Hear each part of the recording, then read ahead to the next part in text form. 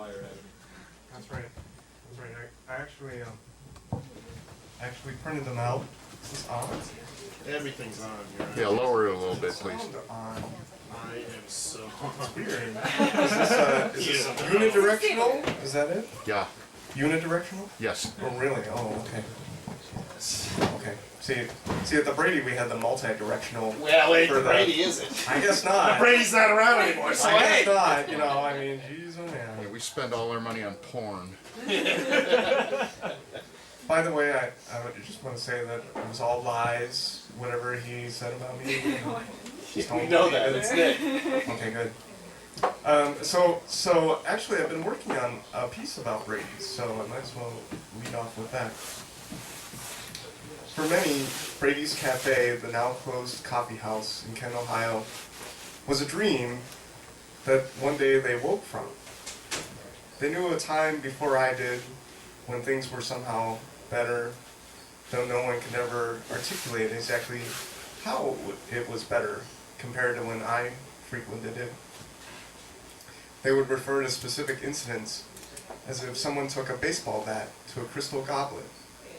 Brady's was never the same after that, they'd say. Evidently, I was amazed at the brilliance of scattered glass shards.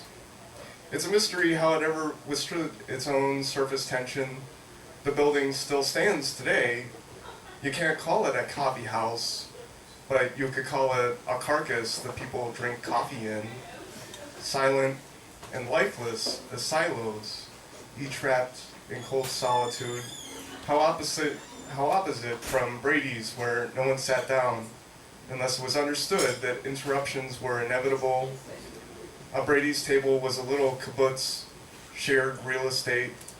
Everyone had a hook along the ceiling, like Nick mentioned, where you could hang your own coffee mug and leave it there, and evidently have it sprayed with chemicals. That's a new one. You could wash it yourself, or the employees would wash it for you. I remember this. They would wash it for you and hang it back up. There was kind of relaxing easiness to the place. People came and went, and time went on. But there was also a strange darkness to Brady's. The dirt and the smoke and peeling paint, the flies in the baked goods case. And I remember one reported case of moldy cheese on the food. Capitalism doesn't suffer those. Most regulars had one aspect they liked to gripe about the most, Nick, like an old refrain, but they were regulars. There were older regulars and younger regulars and everyone in between, because people came and stayed for hours at a time because of the open conversational attitude. There was room for a kind of multi-generational education, which is rare in our society.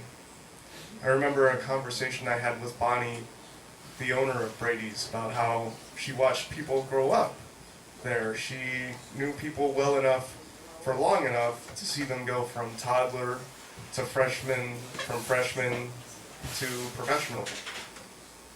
Brady's formed a cultural anchor for many musicians and writers. I remember musical acts played most Friday and Saturday nights. For the truly adventurous, they had an open mic night once a week, and the open poetry readings were held there once a month. Marathon affairs going from 8:30 to midnight or later, much like this, I guess. No one was ever asked to leave because of the content of the work, not that I ever heard of. Brady's officially closed at 11, but if there were still poets waiting at 1 in the morning, they could say what they had to say. There aren't too many business owners that capitalize by sponsoring free speech. So it was a great loss when it finally closed, more than a simple place for regulars to go. I don't know if the owners of the building would have been up for it, but it might have worked better as a non-profit community center or something like that. Brady's survived for 20-some years, but I think it died in infancy. Outside of my childhood home, I can say that Brady's is probably the place where I felt most at home, even if I knew only a small portion of it.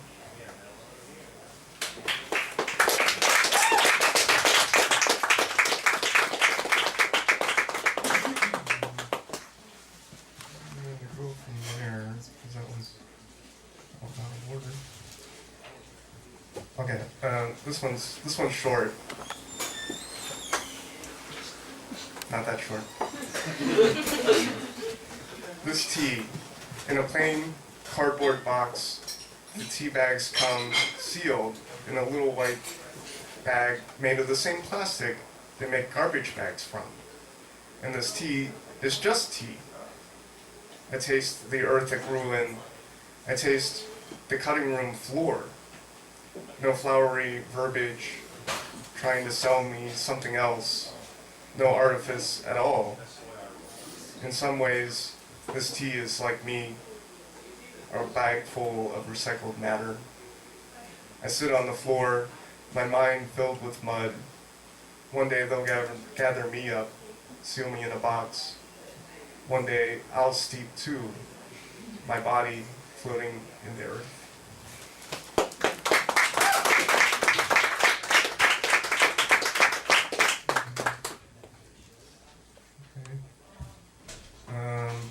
Alright, so this is the political one. And this is the Just the one? We don't Just- do that thing, do you? yeah, just Yeah, one right. political one. I don't know of a word that describes what I think should happen after the end of the Bush administration. I like that. We need to understand how their actions fit in or don't fit into the Constitution. That's what I think. We need to understand so that we can prevent executive legal violations in the future. Given all of the scandals that occurred over the last 8 years, it might be difficult to run the government and investigate at the same time. I envision a staff of hundreds of people doing nothing but trying to track down all that went on. And once they gather all the facts, a committee of law scholars would need to analyze all the information and come up with a multiple book-length report. The unprecedented scope of this investigation would need to match the scale of the Bush administration's wrongdoings. If we never learn and understand what happened, then we'll be much more likely to allow the same things to happen again. So, just as an inventory, my list of items to take up include the Blame affair, the outing of a CIA agent, the falsification of intelligence leading up to the Iraq War, the creation of a shadow government by Vice President Dick Cheney. What did this shadow government do? Who gave the Vice President the power to create a shadow government? A pattern of prosecution of individuals based on political leanings, the Guantanamo Bay detention policy, establishment of military commissions to try non-militants, torture, spying on U.S. citizens, collusion of telecom corporations, extraordinary renditions. I came up with that list within the space of like 5 minutes. I came up with this specific list of items, but all of them fall into one or more of these categories. Questionable intelligence practices, politically motivated misuse of government, the legality of the Iraq War, extra-constitutional use of presidential power, secret, non-transparent government programs. Each major category deserves a presidential commission level investigation. How would we possibly be able to do that? Perhaps we would need a new cabinet department just to coordinate all of it. Plus, what else don't we know about? I assume that other conspiracies were successfully kept secret until now. Such an investigation might seem too costly, but the existence of the country as we used to conceive of it demands it. Without this inventory against which we can legislate, we jeopardize our own self-understanding. We allow the Bush administration to claim victory. His decisions provide broad precedents to future executives to rule outside of any law, however they see fit. Unless we somehow strike down these precedents, we leave the door open to future tyrants far worse than Bush.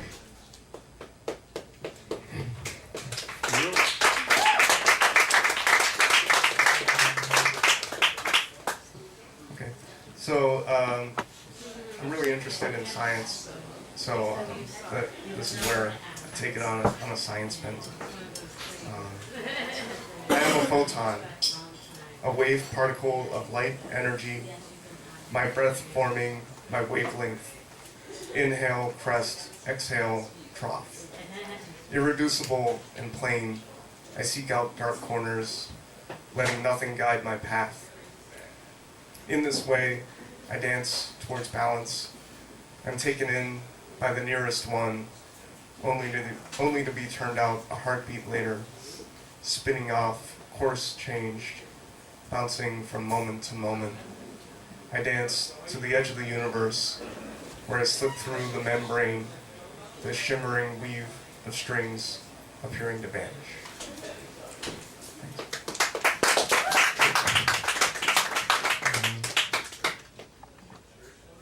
So, have you guys heard about this, the whole multi-universe thing? I live in it. Yeah. You live in it? It's cool. Just tell me which brain I'm in. Exactly, yeah. I just finished the book. Which one? It was about Schrodinger's cat. Yeah? So, I found it in Visible Voices. It was published in the 80s. Really? Which was so excellent. But yeah, at the end of it, the many worlds thing. With like the right angles. Talking about. I don't know. There's so many worlds things. Why don't you do it? All right. I'll stop rambling. No, it's okay. No, we should talk later because Yes, I'm interested.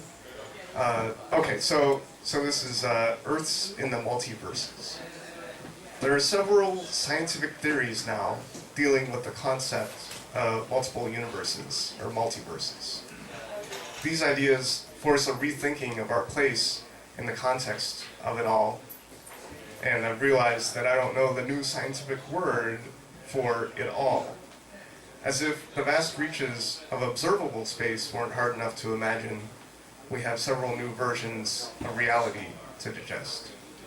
For example, many scientists now think, based on recent observations, that our universe is infinite, with unlimited space and matter. They say the universe is flat and expanding at an accelerating pace. If this is true, then all possible happenings must have occurred somewhere, and there are infinite copies of each of us, some with big differences, some with small differences. In a flat, ever-expanding, infinite universe, all possible arrangements of a given number of subatomic particles must eventually occur. This is what I heard on the radio. This means, that's right. This means that there, I heard it from a scientist on the radio, so. This means that there are universes where you don't exist, where the United States doesn't exist, and where the Earth doesn't exist. This is just one permutation of the concept of the multiverse, the stuff beyond what we can see with telescopes. It turns out that all of that infiniteness is just all of that infiniteness within the previous idea of multiverse is just within our own spatial bubble. Another theory suggests that even though our spatial multiverse appears to be infinite from the outside, it is finite from the outside. And outside the multiverse is something called the bulk. And the bulk is like Swiss cheese, and each hole contains other spatial multiverses, about which we can know very little at this point.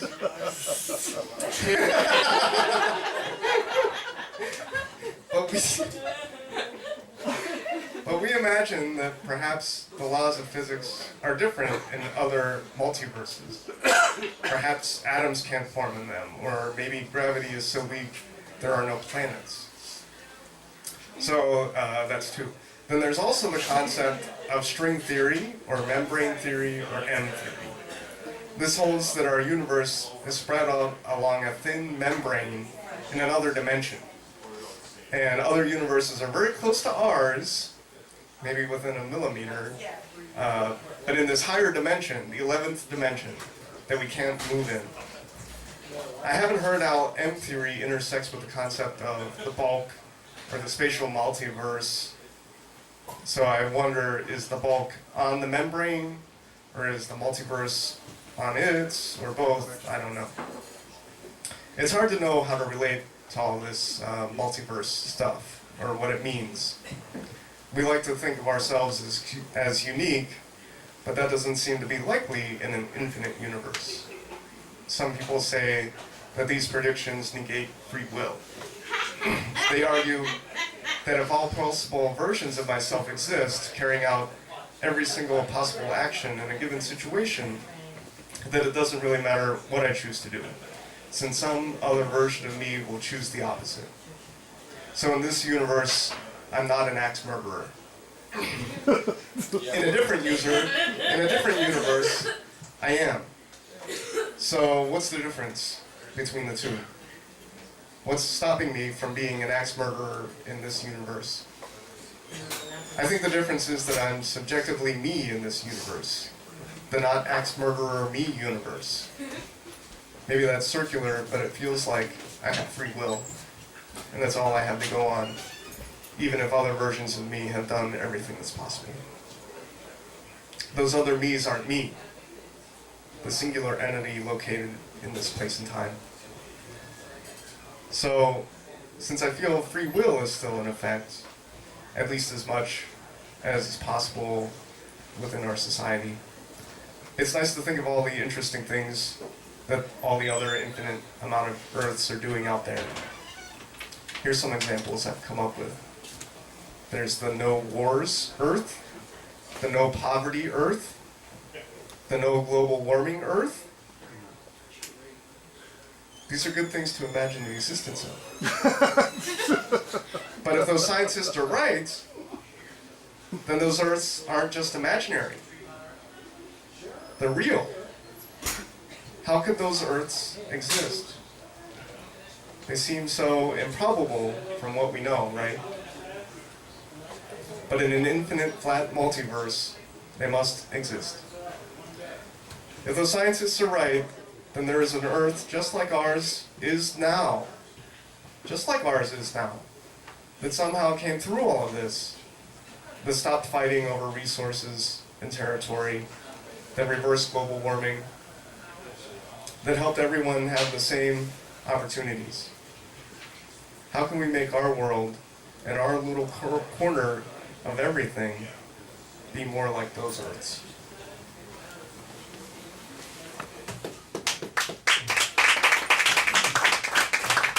I lost track of time. One more. I seem to What are you recall, guys, folks? You're at the 18-minute mark. The 18-minute 18 one. minutes. Oh my goodness. I seem to recall in all of that there was a pea brain somewhere. Okay. Thanks a lot. Nick says he doesn't remember instituting a 20-minute rule. Oh. That's me. Who the hell is he kidding? Uh-oh. I'm starting a fight. Oh Can't fire me. We're agreeing. my goodness. This is good. Distraction. Gives me more time. Oh, now he wants to talk after 3 years. All right, do two more. How many do you want? I don't know. So okay, this is since it's winter, I'll do the winter one. This is winter predictions. This hasn't happened. After the last leaf has fallen from our oak tree, I knit you a hat with dealies on top in the color you like. That's right. I like dealies. I knit me a similar one, but mine's multicolored, with stripes of varying widths. My hat has dealies squatter than a giraffe's horns, but your dealies are long and skinny, like a snail's, and they wiggle when you laugh. Our hats also have long tassels hanging off the ear flaps, so everyone laughs and says they're the ugliest hats they've ever seen, right before they ask me to knit one for them.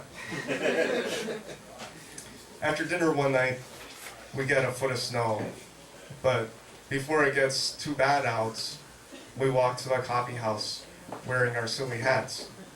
I buy you a hot cocoa with whipped cream on top, and I get a hot coffee in a real mug, and we sit by the fire and stare into the embers while our friends tell stories thought up before our ancestors were born.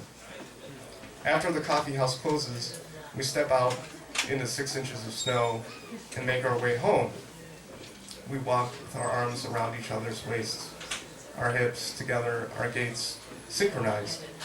When we get near the house, I trip on the curb, fall down, cut my forehead open, and red blood pours onto the fresh white snow, glistening before melting it.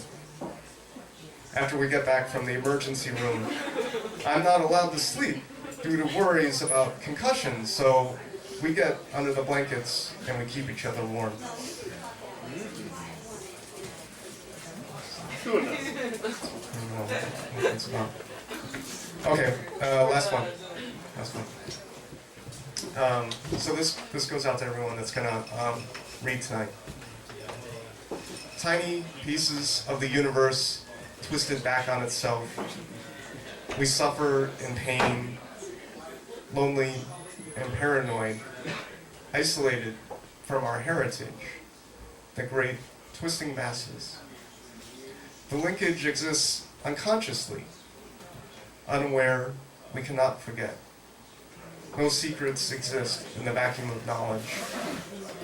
So huddled together, we sing in the night.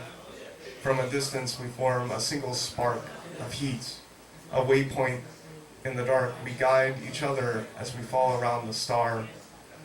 We do not feel like we think the universe should, but when we stare into the swirling ocean water or imagine the center of black holes, the universe looks at itself in amazement.